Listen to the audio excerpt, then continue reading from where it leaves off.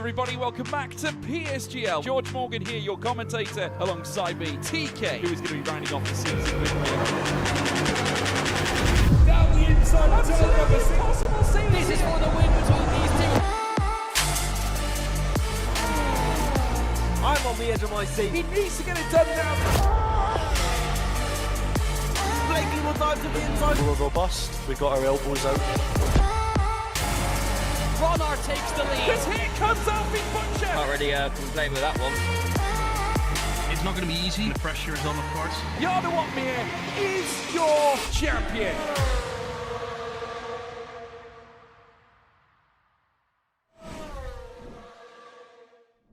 Well, good evening, everybody, and welcome back to some more Monday Evening Madness here at Premier Sim Gaming Leagues. This is PlayStation Tier 1 for round number 3 of Season 41, and tonight we are heading stateside. Yes, we trade the Belgian drizzle for the Texan sizzle at the Circuit of the Americas. Our championship leader, Alex Loafer, well, he's been picture perfect so far. 2 poles, 2 wins, and a maximum 34 points. Momentum charging like a freight train into Texas this evening. Last season's race, if you remember back to number 40, was a real tyre chewer.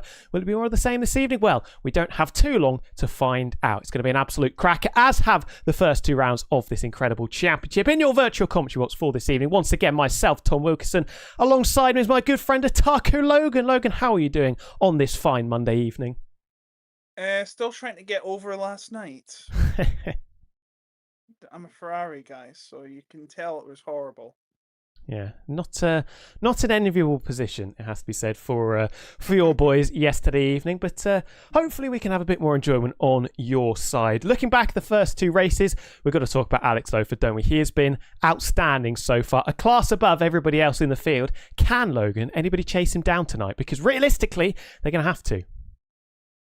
Yeah, they're going to have to indeed. He has the maximum score possible. He's got pole in both races and the win.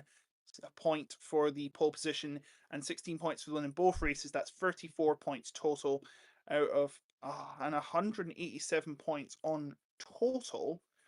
Imagine if he gets that. Probably not, but I can see him scoring well over 100 points if he keeps this form up. 100%. Van de Geest's closest challenger is 14 points behind, so he's almost a full race victory clear, and he will be tonight if he manages to win again, which would be insane, and it makes him seemingly uncatchable. But then again, it might be a little easier for him because there's only 14 people scheduled to drive tonight. Yeah, it is a disappointing one, the attendance, we have to say. People dropping out late as well. But you mentioned it there. You were talking about the championship. We'll move on from the absolutely shambolic attendance that we've got this evening. And let's take a look at your driver's standings after 2 rounds. And if you want the personification of perfection, then you have to look no further than Alex Loafer. Yet to be beaten in qualifying or the race. And he's got 2 fastest laps to his name, sitting on maximum points from the opening 2 events. A start as smooth as realistically it is staggering. Mats van der Geest and Tony Richet, they joined him on the podium 7 days ago, leapfrogging the second Alpine of Eigen Escribe, who'll be desperate to bounce back after his Spa shocker. And then last season's runner-up Vola Kongen, still searching for his first piece of silverware this season and already sitting 23 points adrift of the summit. This is getting to, brain a jam jar time for a lot of drivers here. If Alex Loafer takes maximum points again this week, there is going to be a big, big target on his back. But so far, everybody's been missing the hits that they've taken. They have indeed. But Alex Loafer then again has seemingly never given up his first place during those 2 races. And Coulter can bring a lottery sometimes, depending on the conditions. So you can never count out the fact that someone may challenge him.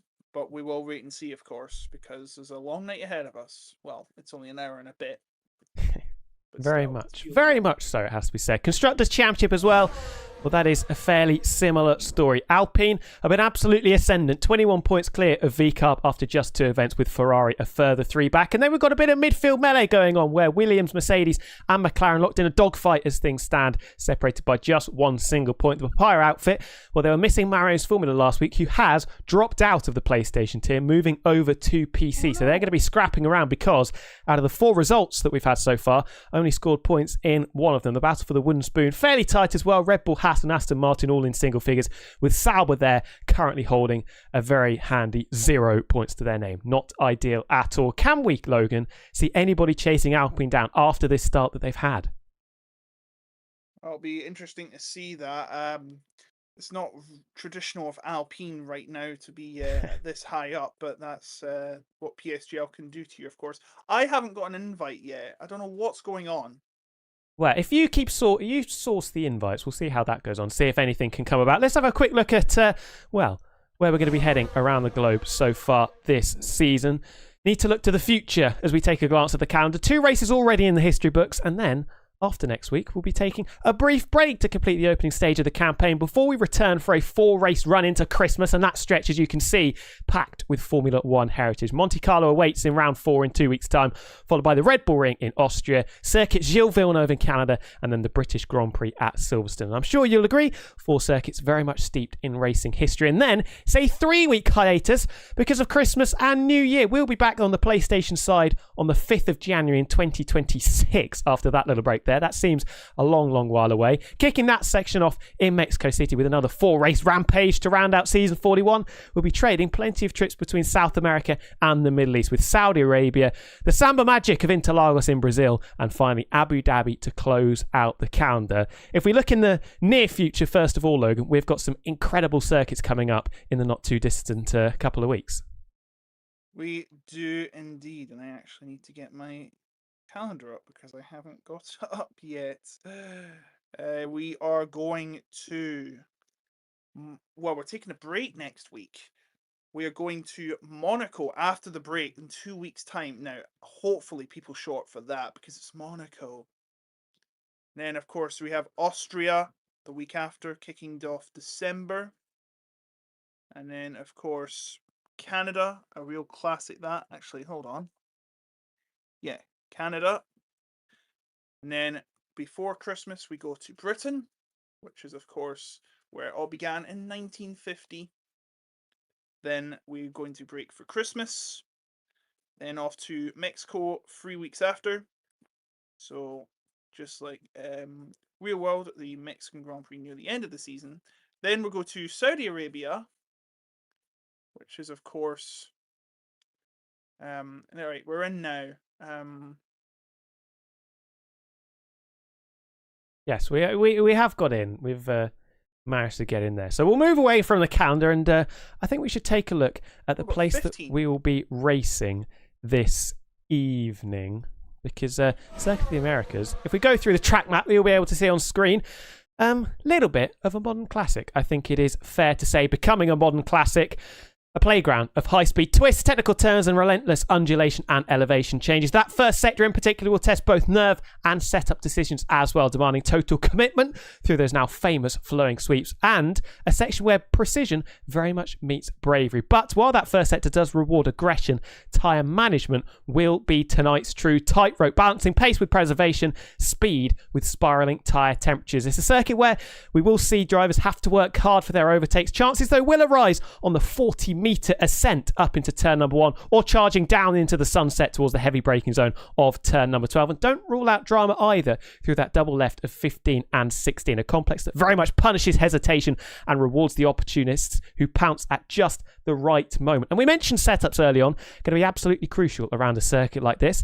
And well, if you want to try and improve your setups or find that little extra tenth of a second on performance, well, sim racing setups, they've got you absolutely covered. Very proud to be partnered with them, and you can head over there, the link is in the description, to get your hands on the Pro F125 setups, and they've been created and developed by the very drivers you see racing week in, week out here at PSGL. Esports and stable setups for every single circuit, qualifying and race setups, dry and wet setups, free meta updates as well, and you get optimal race strategies thrown in there as well. All of them available for just £49.49. When you've got 27 circuits on this year's game, doing the maths, that is pretty decent value. Head over to simracingsetup.com, link in the description of this stream, as I said, and make sure you use the code PSGL for a 5% checkout. Make sure you get involved in that if you do want to extract the very extra tenths of performance that you might be missing with your current substandard setups. So, not too far away, are we, Logan, from heading into our qualifying session? Surely Alex Sofa's going to be the favourite. He is the qualifying king. If you include season 40, he is on a 9-race run of 9 pole positions out of 9. That's nuts. That Incredible. seems like Max Verstappen stats, that. We are just loading into the game right now, so that's great. We have 15 drivers tonight, not the 14 that we were told to have, so that's all right. It's one more than we expected, or two actually, expected, so that's great. Thankfully, we are getting in. Notable absences tonight. Marios, of course. Lars Kramer's not in, amongst others. But Alex Lofer is here. So that's a relief for, well, basically no one in this grid, because, of course, he leads the championship. Big dogs are going to be taking part this evening. If you are new to PSGL, kicking things off with a 18-minute qualifying session where the drivers are going to try and extract the maximum they can over one lap on the ragged edge of performance, and then it is a 50% Grand Prix. If you remember back to previous seasons of PSGL, we did have a lobby reset between qualifying and the race, which meant the drivers got their soft compound tyres back. That is no longer the case and hasn't been for a few weeks now, so there is going to be no lobby reset in between qualifying and the race. So the strategy element does still matter. You do need to treat these soft compound tyres like gold dust. Yes, because they are pretty grippy, but also pretty wary, literally. 100%. We wait to see who will be the first to emerge. I believe that is I'm not sure what car it is. That's frustrating. I think it's an Aston Martin. It's Yasir Saki, electing to start from the back of the pack and has retired immediately from the qualifying session. So that means it'll just be 14 drivers going for pole, and it is indeed Phil that is the first to emerge from this pit. And on that steep incline, the run up to turn number 1, very, very famous now, isn't it? Big pinch point at the apex. We saw the two McLarens tripping over each other in the sprint race a few weeks ago in the real life F1 season. How possible is it, Logan, that we'll see something similar this evening? Yeah, hopefully. I actually just forgot to process what you just said because I was too busy looking at the Discord or description of the track, because I know we were going to go on the lap soon, but of course... oh, Tony Richet's out. I'm just actually trying to find the penalties or the findings to see why are they retiring already. If I go through here, I will just message. Well, I'll give you a little bit of a help on that one. Spa last week, we had an incident between Lawrence and Tony Richet. This was on the first lap going through turn 7. And that one was given no further investigation. However, there was another incident involving Phil, Tony Richet and Lars Kramer. And that is why Tony Richet is starting from the back as well. He has got a qualifying ban and 2 license points to himself. Interference, basically. He was impeding Phil going through qualifying. Subsequently, we're looking at Phil here coming through that 15-16 complex that I mentioned earlier on. Got to be very, very precise with where you turn in, where you attack the brakes as well, because it's very, very easy just to lock the front left tyre and either clatter into another car if you're in the opening couple of laps, or completely mess it up. Yeah, so here we go. We're going to go on a lap with Phil here. Comes out of the final corner, a tight left-hander. Very cute corner as well. He's going to get winded up and underway. DRS open down the stretch and through this huge hill, which is probably one of the standout parts of this fantastic track. And a hairpin to boot. Left-hander then take a swift right turn into the S's. Very much flatter S's than, say, Suzuka, but you can see some inspiration there. It's just a faster Suzuka S's section, and it gets more interesting when you get along, but then you get out of here and then swoop through the left-hander, then another hairpin turn awaits you for the long run down. As you can see, the haze in the distance and the sun as well, before the DRS gets open, and then you'll be heading down into turn 12. I think it's turn 12. Yes, turn 12. And then this is one of the slower parts of the track. It kind of reminds me of Hockenheim for some reason. You know, the stadium section after the fastest areas of the track. For then an Istanbul Park turn 8 in Spire corner here. 17 and 18. There are 2 turns. I just treat it as 1. Oh, and a big slide. You don't want to be doing that out of 19 before the 20th and final turn, where you have to get it pretty right if you want to get the best time, and that is 1:31.079 from Phil. Yeah, decent start, but was a bit messy. Struggled with the rotation going through turn number 1. Finlay already into the 1:30s, taking 0.2 per second out of that. One surface slotting into second place as well, 31 flat. But this is the man that we have to look at. Our qualifying king here at PSGL, first tier. Volokongan just lowers the benchmark by a third of a tenth, 30.8. The two Silver Arrows leading the way currently. But round in the final corner we go with the championship leader. He's been perfect so far, cutting the beam. Wow, wow, wow. That is 0.7 of a second. Straight away put on the head tops of his rivals. His teammate up into second place, but he's still a member of that 1:30.8 club. That is quite the statement from Alex Lofer. Right on the money, right at the start of our qualifying session. It's over. We might as well just give him the now and then move on to the race. No. There's a long way to go in this session. That was a lap worthy of a champion from Alex Lofer. And it's an Alpine front row. Even this Grieg has already got into second place. 13 minutes and just under 13 minutes left to go. So a long way to go. I noticed something infuriating. The Alpine livery hasn't been updated from when it was in the US and Mexico a few weeks ago. That's the old livery, unfortunately, because they put some yellow on the back of it, didn't they? They have, with Franco Colapinto sponsor, I believe it is. The two V-Cubs struggling to get a lap time on the board. Dirk, I think, has had a couple of stabs at it, failed on both occasions. Here's Mats von der Geest, though, second in the championship, 13th in the order thus far. We're looking to continue this rich vein of form and try and fill the massive chasm that has opened up between Alex Lofer and the rest of the field. Heavy braking down to turn 12. You can really attack the apex there. You can be very, very brave with the track limits and cut a lot of that corner into 30, now rotating it.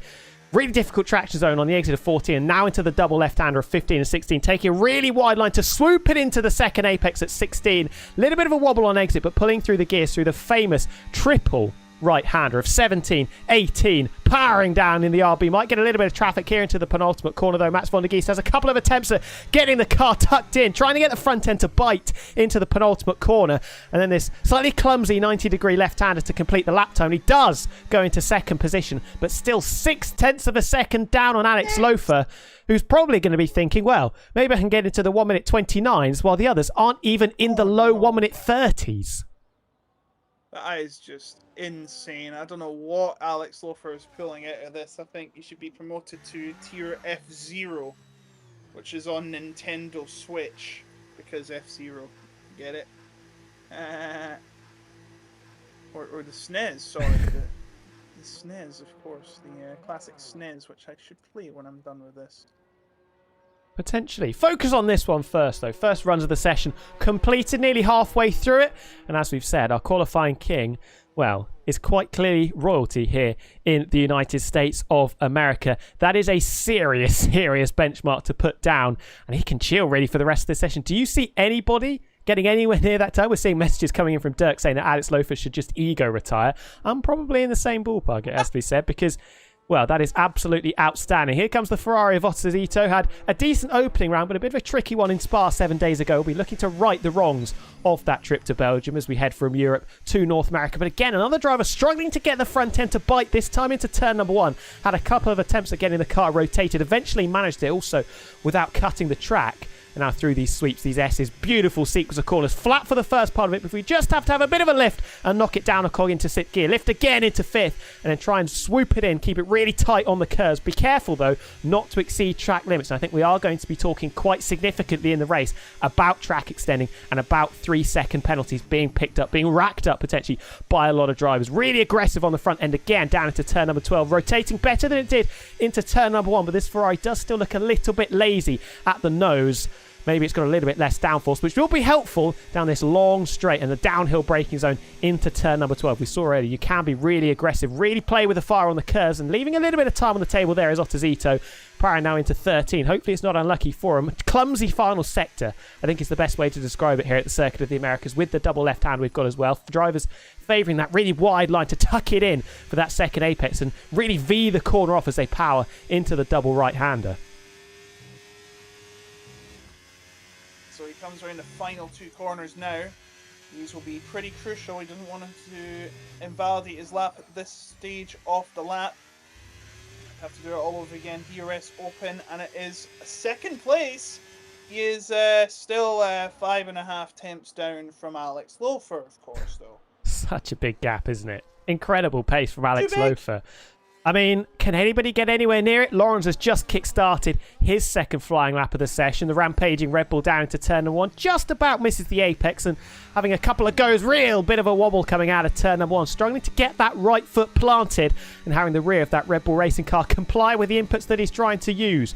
Sweeping through turns 3, 4, 5, 6 now, and then darting into 7 to complete the first sector. Down, though, by 17 milliseconds. You would imagine this is potentially another used tyre run. So he's got 2 fresh set of soft tyres. One to use at the end of qualifying, and one in his back pocket if he needs it come the race in about 20 minutes' time. Breaking down to turn number 11. We've seen a lot of drivers struggling here. Ottozito, that Ferrari looked pretty lazy. Looked fairly decent for the Red Bull car of Lawrence, though, powering into the sunset on this back straight. So it is now, how much time we got? 8 minutes or something?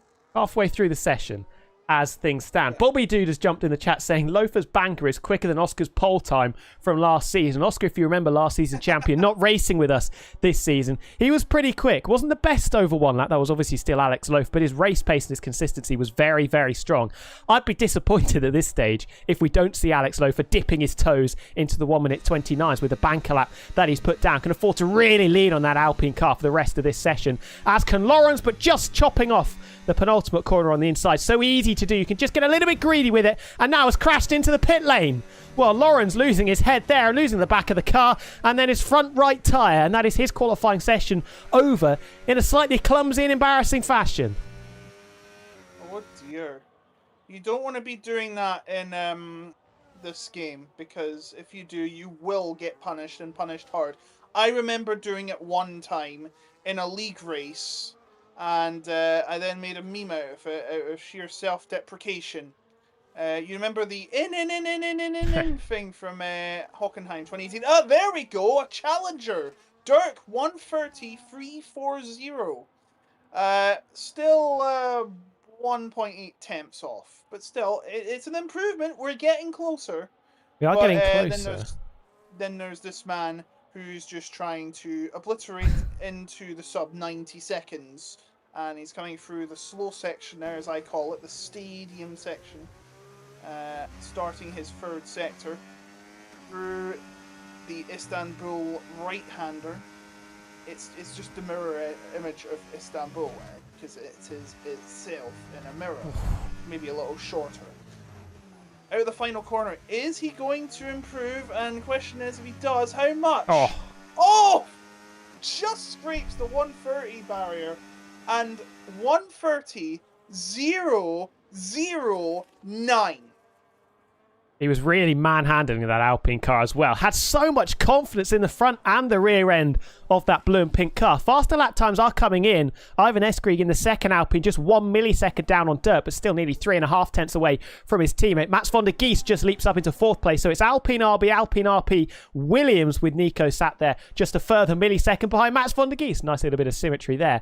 And then last season's runner-up Vola Kongen holding 6th place in this qualifying session. Phil at the moment in the first sector in that beautiful British Racing Green Aston Martin car. I think this is a push lap. I don't see the red light flashing at the back of his car, so we're going to continue with Phil here. He had a bit of a stinker, didn't he, last time in Spa? We had rain halfway through the qualifying session, and Phil, he got impeded and came out late in the session, which culminated in him starting from last place and getting bogged down significantly in the midfield. I have to say, this doesn't actually look like a particularly competitive lap time from Phil. We're going to see if his teammates trying to find some time as well. Both of them on the same piece of tarmac down into turn number 12. We are going to get confirmation here. Yes, 6.5 seconds down. That is not ideal at all. And Zwade is 2.5 seconds down. So they have just completed lap times. We've only got 12 drivers left, haven't we? Because of Lawrence is, well, throwing it into the wall in pit lane entry in the 2 qualifying bans that Tony Richet and Yasser Saki are serving.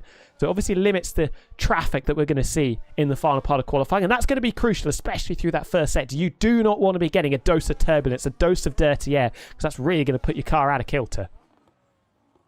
Yeah, absolutely. I should mention, Alex Lofer's lap time is 2.5 seconds faster than Max Verstappen's pole position lap this season in the real F1 world. Get him in the Red Bull. Yeah, he just wiped the floor of Max Verstappen. Who needs Yuki Tsunoda? No, get him in. I wonder how he'd do. I wonder how he would do. Actually, all these times are way faster than Max Verstappen. I wonder how he'd do in an Alpine, an actual Alpine. That would be interesting. I don't think, let's be honest, it is a game. It's quite a lot easier than real life, I think everybody would say, but probably says something about the way that the game works. Obviously, it's so difficult, isn't it, to try and match performance exactly to real life, because you can just lean on the car so much more, and you can be so much more aggressive with setups as well, because on the game, they are just that little bit more drivable than it would be in real life. And speaking of setups, make sure, everybody, if you are watching, you want to try and improve your performance on F1 25, head over to Sim Racing Setups for the best pro setups in the game, developed and tested by the drivers you see week in, week out, competing in PSGL. Link, like I said, in the description. Head over there to check them out. But reaching the business end of qualifying. Just 180 seconds to go. 3 minutes on the clock. And Alex Loaf with 3/10 in hand over Dirk and his teammate Ivan Escri. Those two separated by 1 millisecond. The two further back also separated by 1 millisecond. Mats van der Geest and Nico, who had a decent first race in Australia. Really impressive strategy call in Spa last week as well, though made a crucial mistake going through no-name corner, which threw all of his good work into the nearest bin that he could find, and he ended up finishing only 9th place when it could have very easily been a top 5. Nico first out on the track, though, and he's going to be the first to tackle the final flying lap of the session. Yeah, so they're all coming out now for the final lap of this session. 2 minutes and then some to go. I think you probably take at least about a minute 45 to get around this track if you're doing slow laps. Minute 50 maybe if there's some traffic. So I'd be getting out there as fast as you can. Alex Lofer is making his way out. There are a couple cars that I think they're all out actually. Yep, they are actually. Yep, they're going to be all out now. Dirk's going to be the last one on the track. So we've got everyone ready to start the lap, and Alex Lofer is just behind his teammate Ivan Escrig. I wonder if he's going to give a big toe. Big toe. Oh my goodness. Sorry.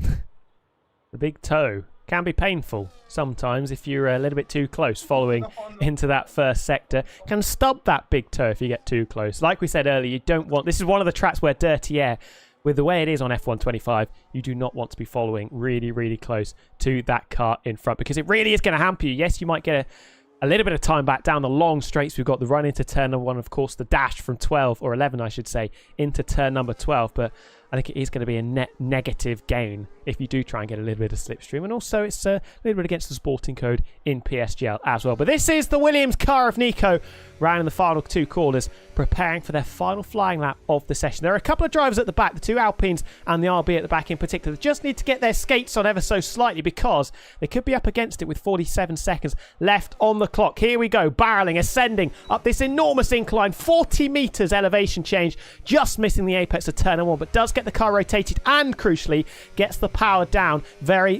nicely, does Nico. Now, just got to be so committed, so brave, carry as much speed as you dare through the S's of this first section. The front tyres are going to be screaming for mercy. Drop it down 1, drop it down again, down by 300ths, but it's still fairly competitive so far for Nico. Just needs to keep eking out the time. Good run out of turns 9 and 10. Now barreling down the hill we go again into this heavy braking zone of turn number 11. Be careful, don't want to lock that front left tyre. Really aggressive inputs on the steering wheel to get that Williams car to bite and respond to what he wants it to do, and was successful, like we saw, in accomplishing it. DRS is open. A little bit of respite now as the checkered flag now flying, and these are the laps, everybody, that are going to count. They did all make it down in time. Are we going to cut the corner at turn 12? Yes, we do. That's how much you can get away with it, cutting at the apex of turn 12, and gains him a big chunk of time. Nearly 2/10 up is Nico through the first 2 sectors, continuing just to eke this out through 15 and 16, sweeping it round, taking the late apex that a lot of the drivers are favouring, using the curb to try and improve his traction on the run into the double right-hander of 17 and 18.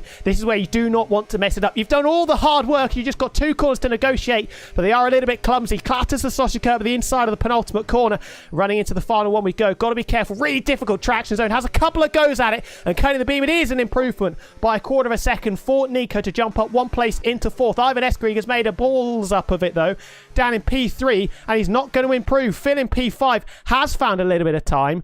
Alex Lofer, though, is improving and is on another stratosphere at this stage. An eighth of a second he's up on. That's nuts. He's going to be well under the 129.30s. He might even be under 129.9. What's going to be when he comes around his final corner, the first corner in the background there? He's went wide. He's went wide. No 129s for him, but I think his pole position might be safe. Dirk and Ivan have invalidated, so he will be pole position by a whopping 3.3 tenths. Big lap. Didn't quite get into the 29s, which was, I think, what all of us were hoping there from Alex Lofer. Dirk also making a mess of it. So the top three stay as they were. It was Nico that managed to jump ahead of Max von der Gies to improve, but not to get that fourth place back from the Williams. Dirk on the front row, I think, will be delighted about that. Good day for RB. They're trying to cling on to the coattails of Alpine in the constructors' standings. But once again, we've said it before, we're going to say it again, our Quali King reigning supreme. And it is, once again, the Spaniard leading the way by a third almost of a second. Ahead of Dirk and Ivan. Then comes Nico, Mats von der Gies to your top five. Good qualifying session for Phil after the trials and tribulations of a week ago in Spa. Volokong and Ottazita, Mates and Zwade, your top 10, separated by just under 8 tenths. Finlay and Surface, then Lawrence, who stacked it into the pit lane halfway through the session. Tony Roche and Yasir Saki not taking part.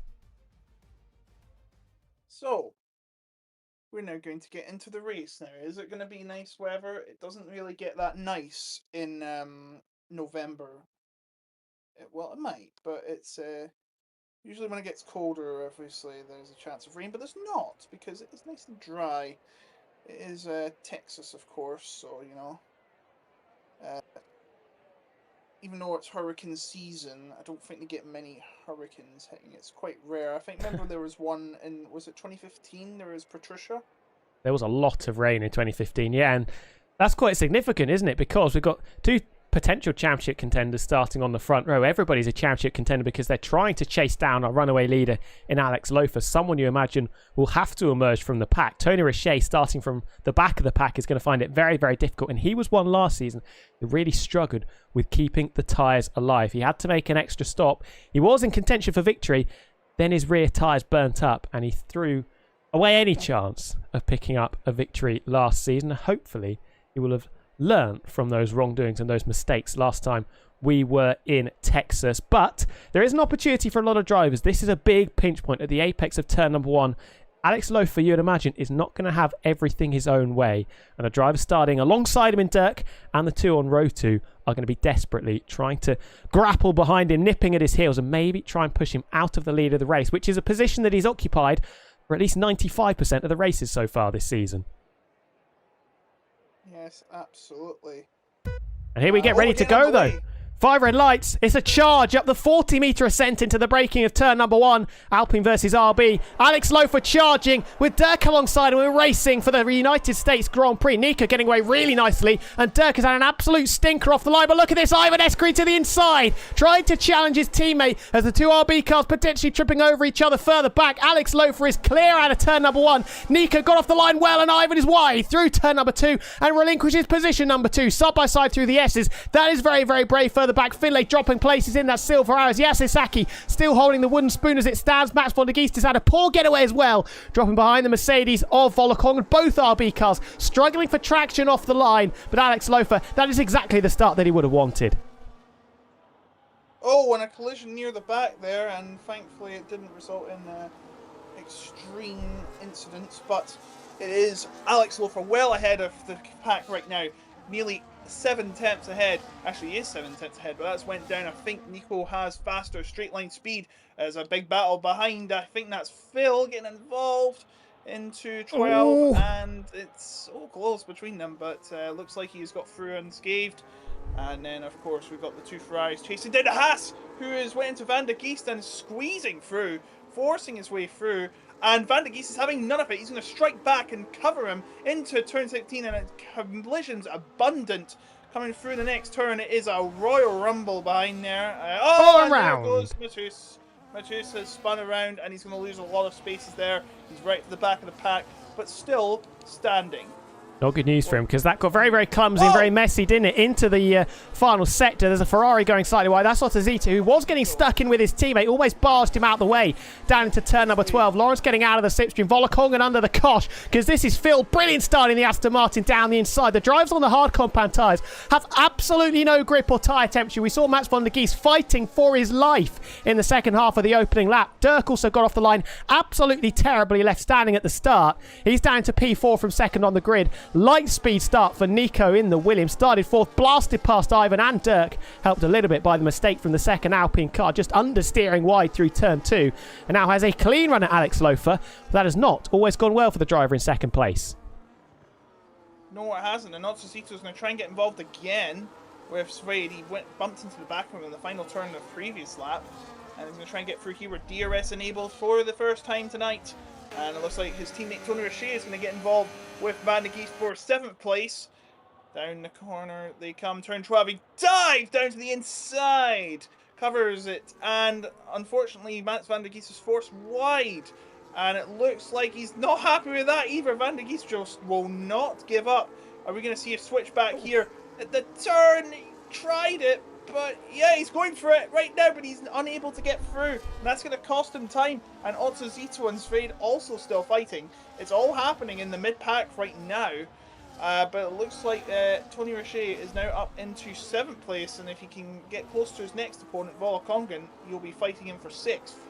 100%. Mats van der Geest, unorthodox line after unorthodox line. They're desperately trying to cling on to as many places as he possibly can. Nico fairly close to the back of Alex Lofer into turn 1. Look at this, cars darting all over the place. Ottozito trying to make up places. Zwade also putting Mats van der Geest under the microscope. Almost tapped the back of the RB down into turn 1, or up into turn number 1, we should say, with the configuration of this track. Those hard tyres really not singing a particularly politeful song for Mats van der Geest as he grapples for grip and tyre temperature. No energy at all that he can get as he continues to just leak places time after time after time. Tony Roche there was very opportunistic, chucked it down the inside into turn number 12. Van der Geest fell off the circuit. Looked like there might have been a car's width left from Tony Roche, but the stewards will have their say on that one. And the other Ferrari on the move and in the groove. This is Ottozito down the inside of Zwade into turn number 11. The Aston Martin in the ascendancy around the outside, eyeball to eyeball on the exit. On the charge now up towards turn number 12 we go, still side by side. The other Aston Martin trying to move forward. It's Phil around the outside of Dirk. Really good start for Phil. He's got the move done before we even get to the braking zone. What about his teammate though, locking the rear tyres over the curb, and that allows the red car, the red Scarlet Ferrari, to just file on through. So Otsuzito now on to P9, and now we have a Ferrari sandwich in 2025 that probably hasn't tasted very well because of shrinkflation. Tony Roche and Otsuzito are surrounding Mats van der Geest in the V-carb hydrates, and he'll be in 8th place, and he could lose 8th place to Otsuzito if he gets any closer. The top battle though, look at this. Nico getting close to Alex Lofer. Is he going to be the first to challenge Alex Lofer's reign of consecutive victories? And of course, he can't take his pole away. He's got the extra point. He's on 35 now. But he's trying to stop him from getting 51 by seemingly staying behind Alex Lofer. And his nearest competitor, his teammate, is nearly 3 seconds down. And there's the first penalty. There's another penalty. Yeah, that's going to get interesting how many penalties get racked up. Two, probably through the same chord of Mateus and Yasisaki, just taking too many liberties through the first sector, the S's of the first sector. But with them outside of the points paying positions, not going to have too much of an impact on their race, you would imagine. Now, Ottozito got the bit between his teeth in that Ferrari car, was desperately trying to put one over on Mats van der Geest into turn number 1, was unsuccessful on that attempt. Further back, Yasisaki is going to drop into last place after picking up that penalty. Now loses 14th place, reigning very, very nicely on the Kick Sauber and not particularly nicely on the Red Bull car that has just dropped to last place. Gap out in front, 9/10 of a second between Lofer and Nico, and Ivan Eskrig has not got the pace of either of the duo in front. 3 seconds between second and third, and surely is going to be under the microscope fairly shortly from Phil, especially if he keeps taking lines like that through the penultimate corner. Surely that would have been his first corner cutting warning of the race, putting him under pressure. Going to be like driving on eggshells if you pick up 2 warnings. Of course. So battle seems like the main battle we'll be focusing on is that Lawrence going to the inside of Fade. Yes, it is, but Fade will not give up. He's going to try the switch back, but he is unsuccessful, and that's Lawrence into the points. Now he's 1.2 seconds behind Otsosito on the hard tyres though, Lawrence, so he may, considering that these have been 5 laps, he may have an advantage in a couple of laps' time. A big battle developing for P4 though. Dirk is trying to get past Phil, and he's on the hard tyres as Dirk, so same situation as Lawrence and Mac van der Geest and the like. So down the straight will be coming. It'll be interesting to see what he has. Phil has no support and nowhere to go. Dirk is going to take the position, and is Volkongen going to take his position? Yes, he's going to try it too. Down into turn number 12, and he is successful. So up into P5 he goes, and that's not going to be falling well with Phil. He's just lost 2 spaces in 2 seconds. And he's going to try and gain it back here, or not. He's not going to challenge. Instead, he may have to fend off a challenge, and Tony Richet's right there.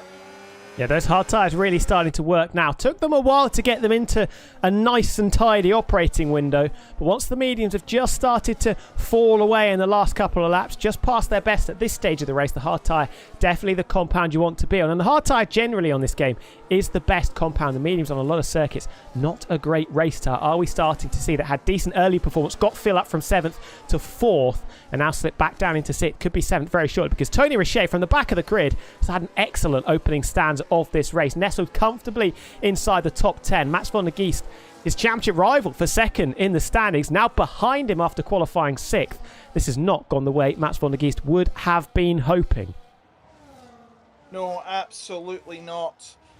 Van der Geest down in 8th place, of course 2nd in the championship, and it looks like Alex Lofer may get his wish of being a full race win amount of points ahead of the entire field. And that would look extremely ominous for this championship.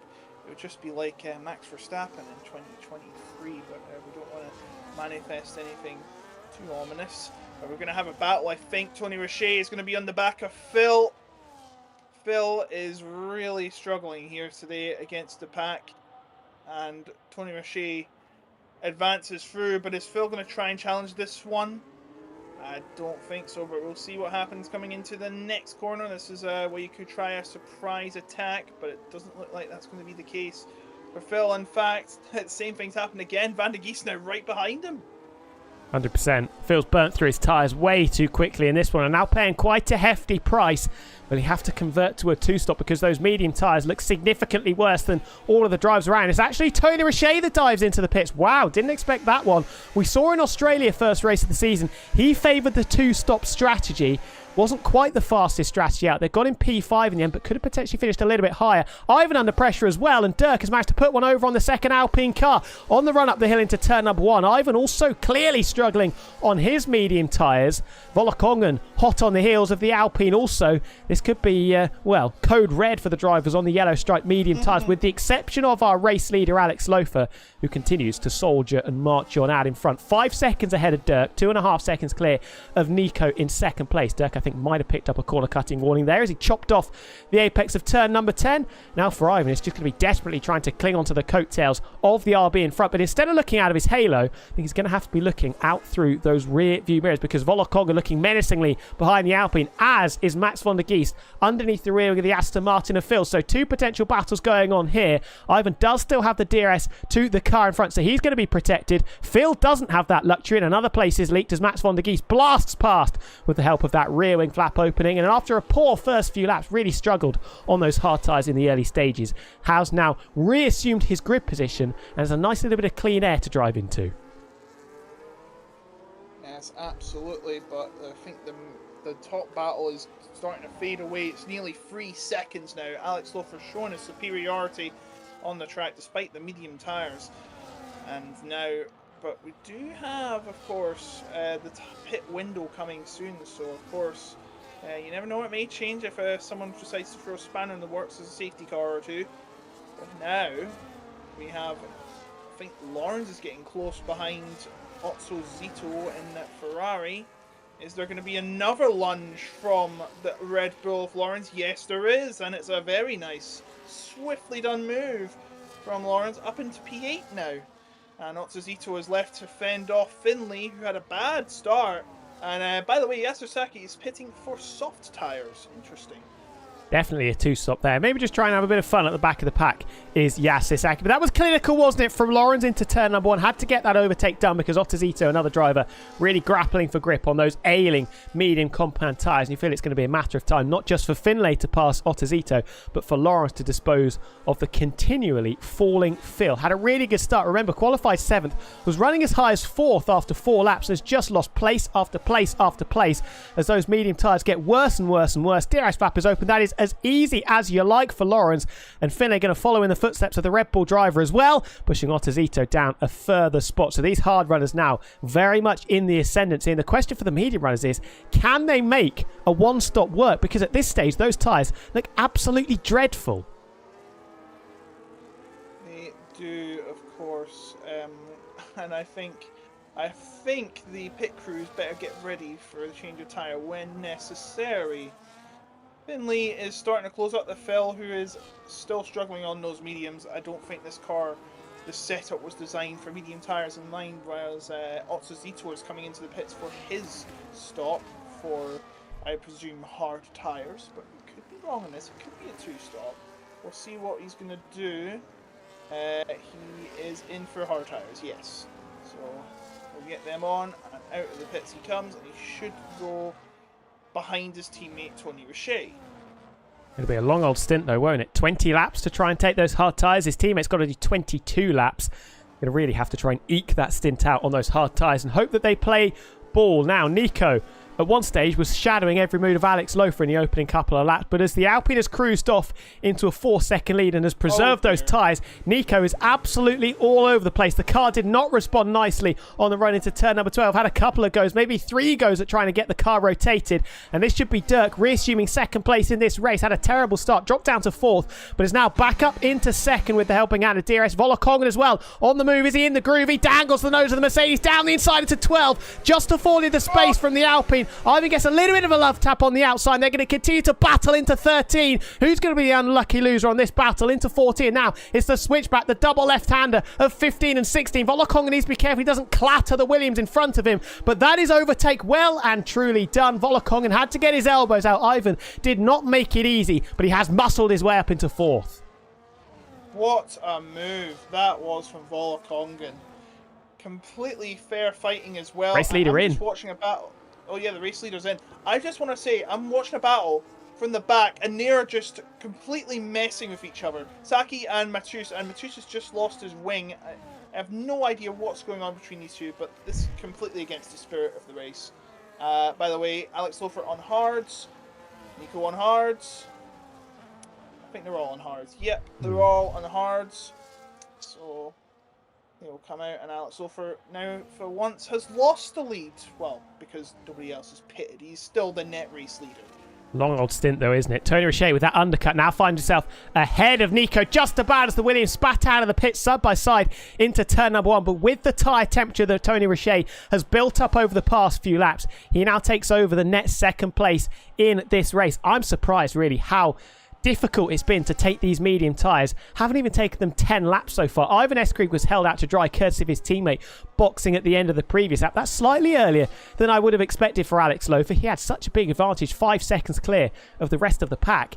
He could afford to just try and extend that stint a little bit more, take a little bit of pain there, maybe just lose a little bit of that advantage, but then he would have had much fresher hard compound tyres, which are clearly the better compound for the rest of this Grand Prix. So interesting tactics there. With the helping hand of DRS, Tico is going to blast back past Tony Richet, so they're going to flip-flop for places. 5 seconds off the back of Alex Loeffler in front. Tony Richet, you would imagine, has to stop again in this race. Phil also putting one over on Ottozito, who runs out of road on the outside of turn number 12, and the Aston Martin is going to be feeling much better about themselves since they've strapped on that new rubber.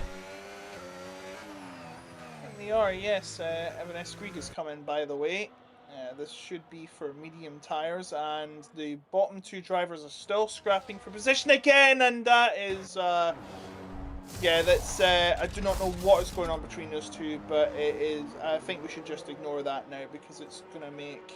Well, actually, there could be a safety car if these two get too involved. But we're just going to ignore that because, of course, completely irrelevant. And Evan Eskrig has come out behind Nico and Tony Richet. Not the most surprising news in the world. Now, I think he'll be happy that the gap isn't too sizable. 1.3 seconds. If he can just try and get some energy into those hard compound tyres to just work away at that gap as Mateus retires in the pits. We're down to 14 runners for the United States Grand Prix here at the Circuit of the Americas. Ivan Eskrig working at that through the first sector, really hustling the Alpine car, probably taking a few liberties with the track limits as well as we cut the DRS detection, which is there, missing out by 34 milliseconds, so he isn't going to get the helping hand of the DRS. He's going to have to work hard in the final sector to get within 1 second of the duo in front, as Tony Richet, I think, will probably fly past Nico and return the favour that the Williams served out on the previous lap. DRS lap has opened. Is Nico going to fight? There is Tony Richet actually just going to sit and wait behind. That might bring Ivan into contention here. Interesting tactics there. Tony Richet on the older tyres probably just wants Nico to use his pace there, but by not trading blows and trading DRS, they have allowed Ivan to get inside the 1 second window. Oh, we just got a comment from Mateus. He has said that PSGL F1, this is unacceptable. He's probably referring to the incident he had with Yasser Saki. This is horrendous. I'm sorry for doing a dramatic reading of this, but that's what he's been said in the Discord, which is only open to those in PSF1, driver and commentary, and of course administration as well. He is obviously livid with Yasser Saki's actions in that race. What I saw, he probably is going to term as is it brake testing? It looked like it to me, and I don't want to accuse anything of it, but it wasn't a great look to this division, unfortunately. So we'll see how the stewards deal with that later, and we'll let you know what happens next week. No, not next week. Not 2 next weeks, week, because, no. of course, yeah, break week. And that is Volkongen through. I completely missed that, sorry, but Volkongen is through, not for the lead, as Yasser Saki has now lost it in the S's, and he has broken his front wing. So it gets worse for Yasser Saki on the softs. And Not that's ideal. A move from Otsuzito. Oh dear. Yeah, so Otsuzito now into 11th, but that should change when the top drivers right now pit. Volkongen now the current leader, but the net race leader is still by like 6 seconds perhaps, is Alex Lofer. But the top 6 are doing a different strategy. They're going hard medium, so you never know. It could work. It could work if things start to change. Could work. It'll be interesting because we saw how terrible the medium tyres were, didn't we? So that's going to be a fascinating one at the back end of this race. This 3-car scrap between Nico, Tony Richet and Ivan Eskrig continues to rage on. However, the Alpine is the third driver to pick up a corner cutting penalty. So that 3-second time penalty, the handicap is going to be looming over their head for the rest of this race. And that's going to put pay to any chance you would imagine of Ivan Eskrig finishing inside the top 3 here. Volokogn and Dirt continue to soldier on. They'll be hoping, with how poor the medium tyres were in the first stint, they've got to get to what, maybe lap 16, 17, maybe a little bit further, because they'll be pushing flat out. Yasser Saki penalty and retiree. So we're down to 13 drivers now, with the 2 Aston Martins bringing up the rear. Alex Lofer has managed to just extend the gap between himself and this trio. Nearly 7 seconds now separating the Alpine and the Williams. The net race leader and the driver net in second position. Alex Lofer, in no time at all, is going to be catching the drivers that haven't pitted so far. First on the scene will be surfacing the Kick Sauber. Then you've got Finlay and Lawrence, who are joined at the hip. Max von der Geest, who's been quiet so far, still 2 seconds off the back of his teammate, with Volokogn, last season's runner-up in PSGL PSF1, leading the way currently, but still yet to stop. Yep, of course. So now the lead at the top is 3/4 of a second, or 8/10, pretty much the same difference. Actually, no, it's not, but you know, pretty much around that ballpark. Tony Richet on the older hards, chasing down Nico, still half a second separating the two, and Ivan Eskrig with a penalty looming over him. He's going to try and get involved as well, but it's pretty much been the Alex Lofer show so far, or the whole season. But you know, anything can change, of course. I don't think we had a safety car yet at this season, have we? We had a late one in Australia, remember, a few weeks ago, I believe. We had a Oh yeah, fairly late-ish safety car. We were yellow flag pretty much free in Spa after a slightly chaotic first lap in the rain. Some drivers on the inters, some drivers on the wets. Lawrence started second from that race, but was getting punched from pillar to post, I think is fair to say. Currently holding 5th place at the moment, Lawrence, but being caught at a rapid rate of knots by the drivers that have pitted so far. Alex Lofer is now up into 6th place, getting past Surface, who has yet to stop so far. Tony O'Shea continues to just sit and watch and wait behind the Williams of Nico. Maybe this is his plan to try and just look after those hard compound tyres, because, like we said, he's got a long old stint if he's going to try and get them to the end of the race. Still half of the Grand Prix to go, and already 7 laps on that white striped compound. Yeah, that is quite a lot. 7 laps. Of course, pretty much half of what the other drivers are doing. 13, and as you can see, Alex Lofer now broken into the top 6. I think the drivers at the front probably have to reconsider going on this long, but I think they're going to be doing this for a few more laps, perhaps. I can't really see them doing 14-14, none of them have so far, and this will just prove they'll be doing more than half the stint, half the race on these tyres. The top gap is now 4 tenths. Is it getting more cloudy or something here?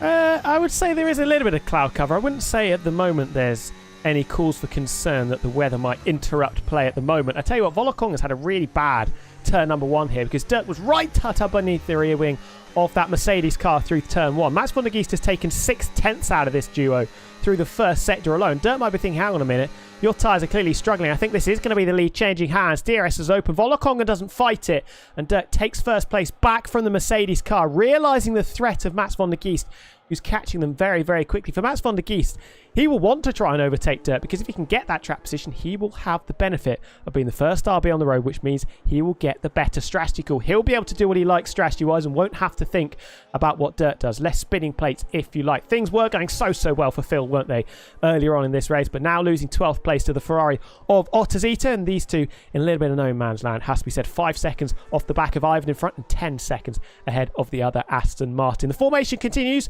between Nico, Tony O'Shea and Ivan Eskreek as well, and Alex Lofer has just got a little bit of traffic to deal with here. Got to be careful with how he picks his way through the slower cars that are yet to stop. First on the scene will be the Red Bull of Lawrence. I don't think he's going to fight this too hard. Alex Lofer might have to use a little bit of ERS if he wants to get this done into turn number 1, but just a little bit passive there. Doesn't want to take any undue risks, and will probably, with the extra grip he's got, get him on the run out of turn number 1. Maybe not, though. No, but we wait to be seen. Alex Lofer right behind Lawrence on the much more superior tyre. The beef is getting more insane in Discord, by the way, between Yasosaki and Matus. I don't really want to mention it. It's not very good sound to my ears.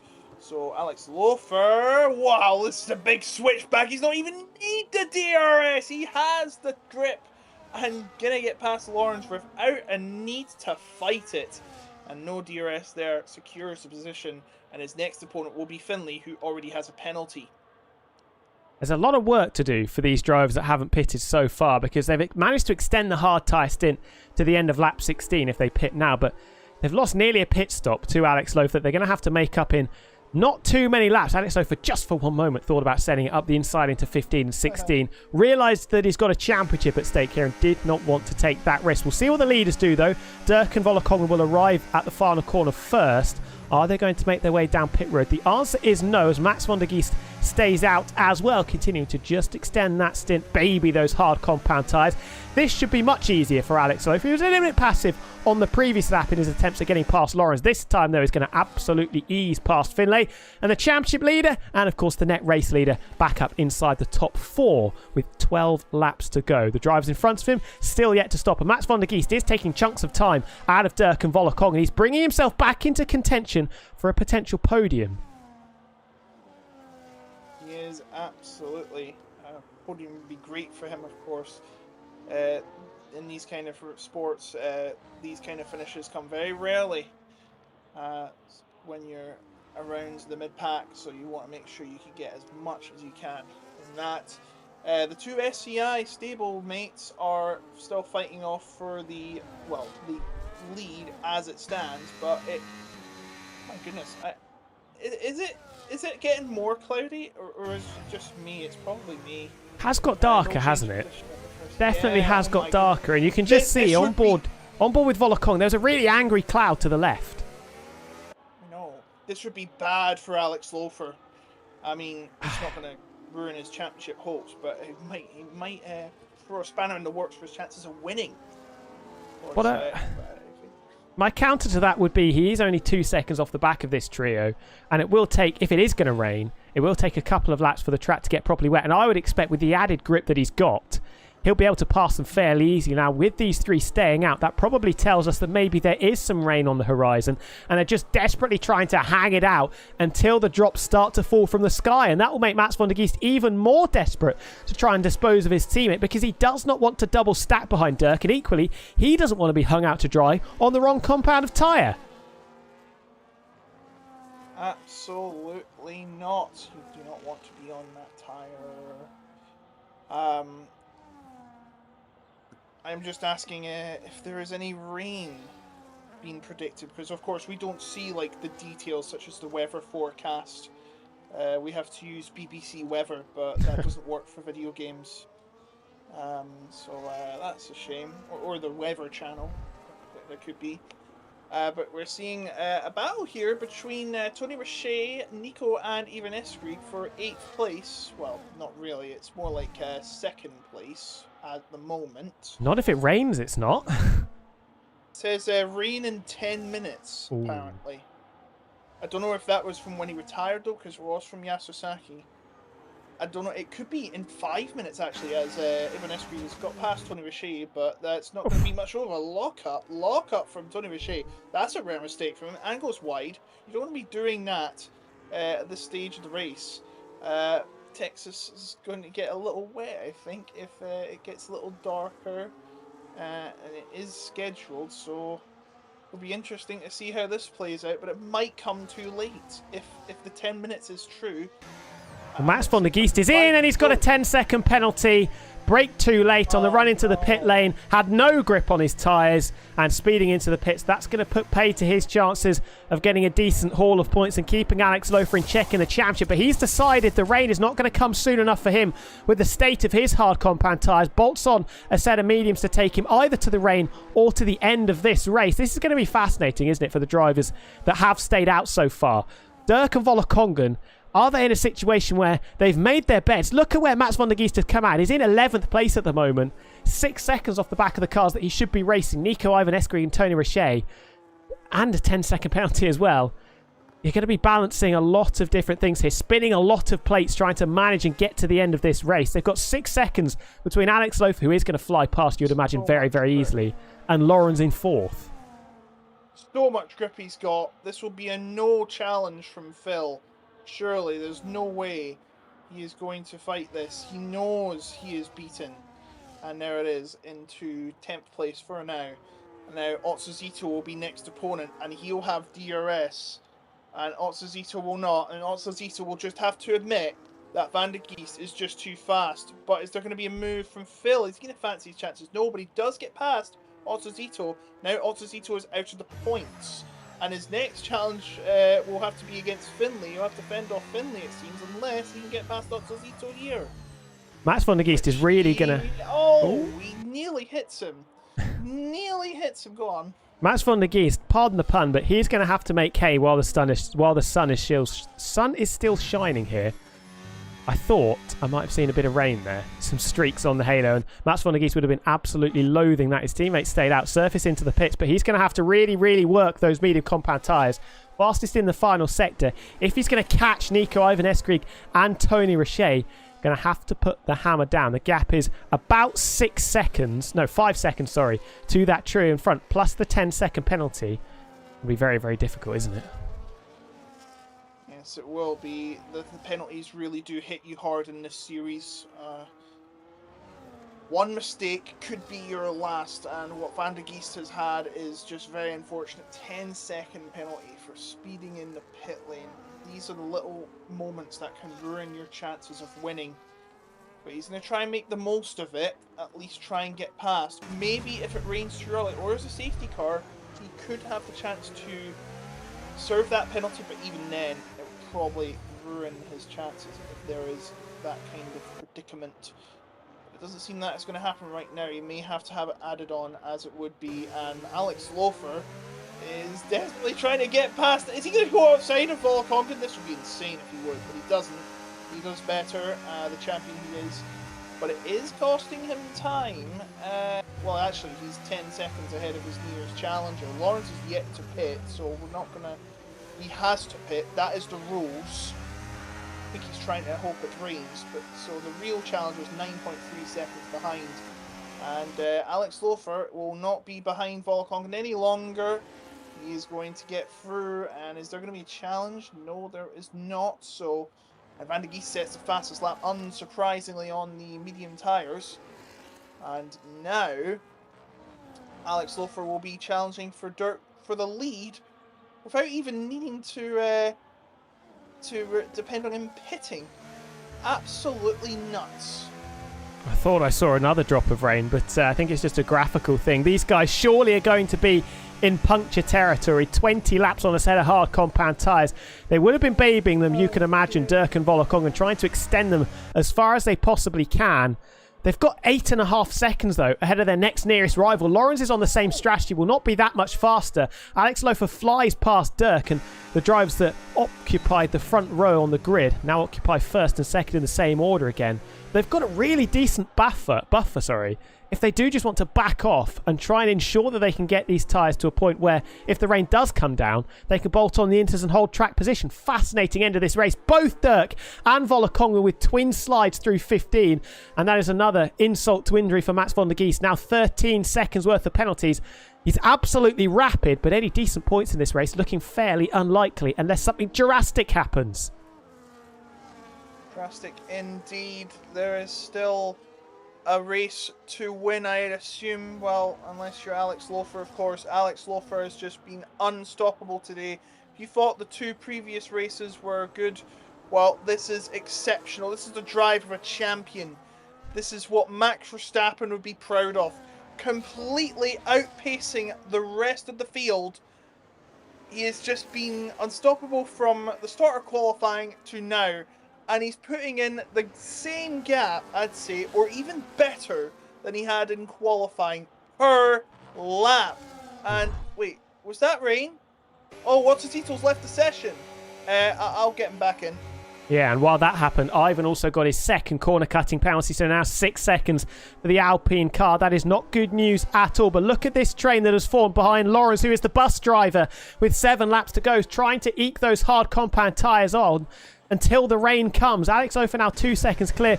We're waiting. They're going to be begging, praying for the skies, the heavens to open, for this rain to fall and make this strategy work. They're definitely going to be in puncture territory, and they're so slow. Here comes the Williams of Nico, first to dispose of the Red Bull. Ivan's going to try and follow in suit as well. Up the inside to 12. Nico slow at the apex, almost catches Ivan out, almost runs into the back of the Williams car. It's going to be the outside of 13. Just about applies the squeeze to Lawrence, and the squeeze is given straight back to the Alpine of Ivan, who eventually works one over and gets ahead of the ailing Red Bull car, still trying to hang it around the outside. That feels unwise for Lawrence, it has to be said. Mats van der Geest, in all of that, has also managed to push Tony Richet down into 8th position on much fresher tyres than anybody else in this group. Finlay's also in a pretty decent position, although he has a penalty looming over his head as well. Mats van der Geest, is he going to try it into the final corner? No, that would have been ambitious. It would have been indeed. So Van der Geest now going to try and get past the other Red Bull team of the actual Red Bull. The V-Carb gets ahead into 6th place. The game is up for those who have yet to pit. The gamble is not paying off. I don't think this rain's going to come in time. It's just, even if it starts to rain, it might not be reasonable to switch to inters. I think they're going to have to pit soon, unless there's a safety car, but I don't see that happening either. Well, we said it earlier, these guys have made their beds. Now they have to lie in them. Finlay with another penalty, not good news, considering how quick he is on those fresh medium compound tyres. 7 seconds the gap between Dirk and Volokongan to this quad almost of the battling for 4th, 5th and 6th. Nico in a strong spot with the penalties for the drivers behind. Tony Richet's hard compound tyres will be significantly past their best as well. 16 laps he's got on them at this stage and has failed to get past Lawrence as quickly as the drivers around him have done. He gets it into turn number 12, pushes the Red Bull car down to 8th place, but he's 2 seconds now off the back of Max von der Geest, Ivan Eskrig and Nico. Yes, there's penalties for 2 of those drivers, but Tony Richet was racing Nico in this race, and diving down the inside goes Max von der Geest, and he has pocket pinched Ivan there, but I think he's given it back because it was a little bit of a shoulder barge off the circuit. Lawrence has lost another place as Finlay files on past. Everything is happening now. 6 seconds the gap. Dirk and Volokonga struggling, but the rain has finally started to fall. But is it too late? Possibly. The leaders are not pitting yet, and I don't think they should be pitting yet. I think they may have to stay out on this, even if it doesn't benefit them. There's a couple of switches there in the mid-pack. I do believe Tony Richet has lost position to Finlay, but he'll get it back, of course, because they have penalties. He doesn't. And this is like, if they have to pit, this is bad for them, because they have to serve the penalties. If they have 10-second penalties, then they have to serve them, but they don't have to serve the 3-second penalties. So there are 2 different penalties in this, so it can be quite confusing. I think the rain's too light. Yeah, the rain is here, but it's not even raining that good. It is not raining that much. It's just a little drizzle. So I doubt it will make a significant difference. The clock is counting down though. Mats von der Geest is absolutely flying on his medium tyres. Disposes of Nico down into turn number 12. Has got 13 seconds worth of penalties, 10 of which are going to be served if he does have to dive into the pits to strap on a set of the intermediate tyres. But look, 5 seconds now, the gap between Dirk and Volokonga. Those hard tyres that they started the race on, so old now. They're definitely in puncture territory. And once you get to that, it's luck of the draw. When the tyre chooses to burst, will they pit this lap? No, it's not wet enough. Well, Volokonga elected is. Maybe he's really close to getting a puncture. Couldn't stay out for any longer. I think he almost punctured it with the lock up there on the run into the pit lane. So this will be the intermediate tyres that last season's runner-up in the championship will bolt on. Is it a lap too early, though? Dirk thinks it is. What will Volokonga make of the conditions? It's too early. It's way too early. It still doesn't look like it's having an impact, the rain. It's just little drizzles, as we have said. Ivan Eskrig is coming right behind Nico, but you'll probably not gain anything from that because, of course, he has that penalty living over him. Oh, if only the safety car came out, we could have had a race. The 3 drivers on the inters are coming in, and I think Dirk has no choice but to pit soon. I don't think he can win this race. Alex could just pit on inters and still win the race. Well, Alex Lofer will not want his uncertainty thrown into a race that he's got wrapped around his finger at this stage. 8 seconds clear of Dirk, who he's not really racing because Dirk still has to pit in this race. Alex Lofer can go to the end. Look at the state of Dirk's rear tyres. So much pickup on those hard Pirellis. 24 laps on them. Ivan Eskrig now gets ahead of Nico, who's really starting to struggle with his hard tyres and the worsening conditions out there in Texas. This could be a barnstorming finish. What strategy do you go for? Finlay ducking and weaving underneath the rear wing of the Williams car. Mercedes engine counterparts. Nico not troubling the apex of 16. All over the place, wobbly on the exit, but Finlay just yet can't get through. Those medium tyres working nicely. Both of them sliding. Opposite lock applied, going through 17 and 18. Do they dive into the pits? Dirk definitely does. Had to dispose of his hard tyres, deciding now is the time. It's now or never if he's going to A, beat Volokonga, and B, steal a march on the drives that you would imagine will try and get these tyres to the end of the race. Max von der Geest is 2 seconds clear of Ivan Eskrig. Finlay diving it down the inside into turn 1. Can he slam the anchors on? Have either driver got the grip? Well, it's Nico just skating out to the outside of the circuit. Rolls out the red carpet for the Mercedes because he had absolutely nothing to answer for. Absolutely nothing to answer for is the answer, and Volokonga and Dirk are fighting for position at the first corner, but it is Volokonga that gets ahead. The undercut has worked, and Otto Zito has retired in the pit lane. He knows there's nowhere to go, and he is out. Viaduct, though, it's Fede still continuing, though, behind. The gaps are completely evaporating. So this has to be. Is it going to work for Volokonga and Dirk? Probably not. I think the rain is just too light to reason the other drivers that haven't pit yet to come in. It looks like we're going to finish like this, and they're all going to find the same problems. So, Alex Lofer, with their penalties there, do you think he could pit now? I mean, he probably could. The only problem is Nico and Tony Richet's in there.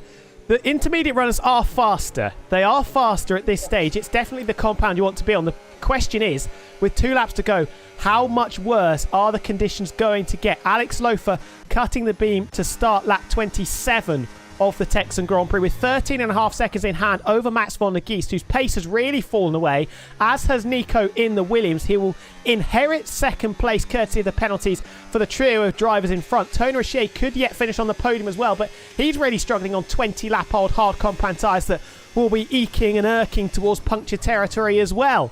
In these conditions, with the amount of sliding you're going to be having, the puncture could be a lot more likely, especially if you stack it into the barriers as the conditions worsen. Volokongen battling away with Dirk. It's Dirk down the inside, scrapping amongst themselves is not going to help them out. Bit of contact between the RB and the Mercedes, but Dirk makes mincemeat of his rival and is up into 9th place. They need to get their skates on, though, if they're going to make up any more places. They're about 10 seconds away from the cars on the podium as things stand. Yeah, and it doesn't look like it's going to be any help for them because we're 1.5 laps away from crowning a winner and waving that checkered flag. And Alex Lofer, he has no choice. He has to. It might look like it, considering the penalties there, but logically, he has to stay out, even if they're slower. I did check the lap times. 140.88 for Alex Lofer. 142 for Dirk. So actually, it's still a pretty mixed bag in terms of the lap times, but I think it's all going to change now. It's getting a little heavier. Is Alex Lofer going to pit on the last lap? Is it worth it? And Nico might be in the process of throwing away a podium, by the way. Did not pass Finlay. He could have passed Finlay into 12. Opted to stay behind, but it's getting a little bit sketchy as to whether he's inside 3 seconds of Ivan Eskrig in front, and with Tony Richet closing up to the back of the Williams as well. Just got to keep his wits about him. If he's going to finish on the podium, Finlay nearly drops it. Coming through the penultimate corner. Conditions worsening. Getting wetter and wetter by the second. Dirk and Volokongen are going to be really fast on this final lap. Max von der Geest all over the place as well. Ivan Eskrig will inherit this position, but both of them with penalties. Ivan's going to want to get a shift on in third at the moment. Max von der Geest has got no rear grip at all. Why is he even battling? He has a 10-second penalty. Even doesn't need to make the move. He'll be, well, actually, he has to get through because he has a penalty. How many penalties does he have? I need to double check. He has 6 seconds of penalties. Actually, it won't make a difference if he gets past. So at this rate, Nico is going to get a podium here. So he doesn't actually have to do much, as Alex Lofer is 16 seconds ahead, despite being on the worst compounds to be on, 18 lap all hards, and he doesn't have to do anything. All he has to do is just survive the slip and slide, and he's there. The battle for second is going to enrage, and he needs to get past us even, because Van der Geest has no need to challenge, and now Nico's going to get past Finlay, and he gets bumped off.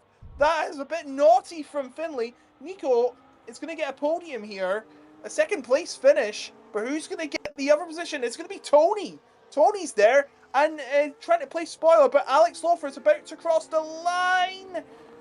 And Alex Lofer is going to win for the third week in a row, but who's going to get the podium? Really, really close, isn't it? Nico just holding off Finlay at the moment. Dirk and Volokongen are coming, but they needed one extra lap. The rain came 1 lap too late for them. Ivan Eskriger's DRS is disabled. Oh, no. Ivan's going to come around the final corner to cross the line in second. It should be Nico with the 6 seconds of penalties Ivan has got. Nico will come home in second place. Max von der Geest with 10 seconds. Tony Richet does manage to nurse those tyres to the end. Drag race to the line. It was Dirk versus Phil, I believe, and it was Phil holding on by 0.08 of a second ahead of the RB. Volokongen just behind. Finlay and Max von der Geest, 10-second penalties, chucking them down to 9th and 10th. Yeah, and that's what the penalties can do to you. So Dirk and Volokongen finish 6th and 7th respectively. That means Volokongen finished where he started. Dirk lost 4 places. He was on the front row at start. Tony Richet, 14th to 3rd. Brilliant drive. Brilliant drive. Got the strategy right as well. We questioned it. Had to do 22 laps on a set of hard compound tyres. My word, did it go nicely for the Ferrari. Keeps Alex Lofer kind of in check. The problem is, for the other drivers, Alex Lofer has got 51 points out of a possible 51. Race winner and cleanest driver as well to boot. Fastest lap for Mats von der Geest. Driver of the day, Tony Richet. I think both of us, Logan, will agree on that count. And Surface with the most overtakes coming home in P8. Surprised that didn't go to Tony Richet. But Alex Lofer, 20 seconds the margin between himself and the car behind in a class very much of one. Didn't get the fastest lap this time, so not 3 for 3 on fastest laps, but he does have the maximum points. Tony Richet and Nico on the podium. Ivan Eskrig ahead of Phil, who was, I think, in pretty much every position from 4th down to last. Dirk in P6, head of Ola Kongen, just 1 lap more, and they would have been 2nd and 3rd. Surface ahead of Finlay, who dropped down with a 10-second penalty. Same for Mats von der Geest, with Lorenz, Zwade and Ottozito, the other finishers. Yasisaki Mateus retiring. Alex won by 20 seconds. Class of his own. He could have pit and he still would have won the race. Unbelievable pace. I think. Yes, we've got finally some actual appreciation of good racing. Finlay, GG, Nico, nice battle at the end. Clean battle. I liked it. So thank goodness people actually appreciate great racing instead of complaining that you push me off, etc. That is another night of Alex Lofer. The Alex Lofer show goes on. A maximum score of 51 points. Could he do the unthinkable and get to the full 187, assuming all 11 rounds take place? And he shows up for every single one of them. We'll wait to be seen. But he is a class ahead of the rest. And it'll be taking a long while to see if there's going to be a challenger against him. 100%. Class, definitely the word. Brilliant stuff once again, and he has been perfect in the opening 3 rounds. But there is no PSGL PSF1 next week. We head over and look at the calendar. It is a break week, so we'll reconvene on the 24th of November. In the duel on the calendar, it is Monte Carlo for the Monaco Grand Prix.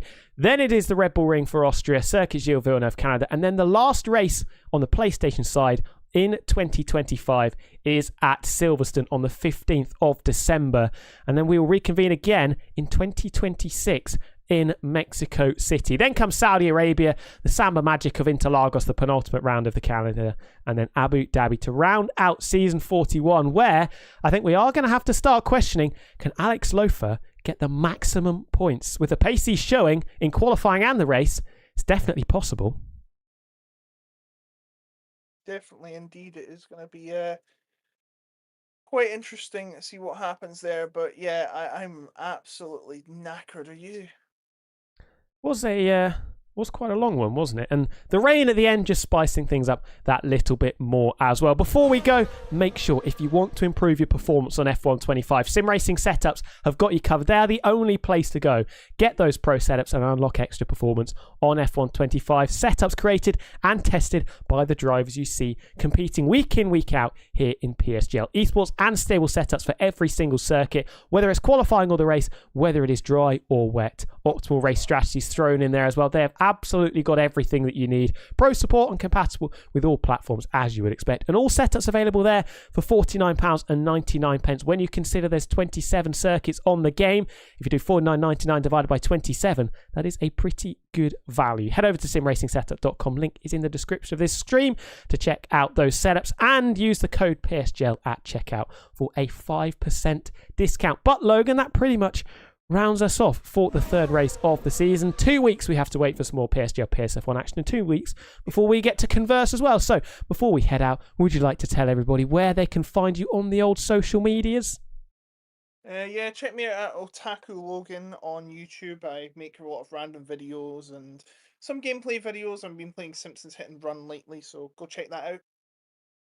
Make sure you do. And if you're interested in me, wilco.coms or wilco.darts on TikTok and Instagram. But a pleasure as always to bring this series to you. We'll be back in 2 weeks' time for the Monaco Grand Prix.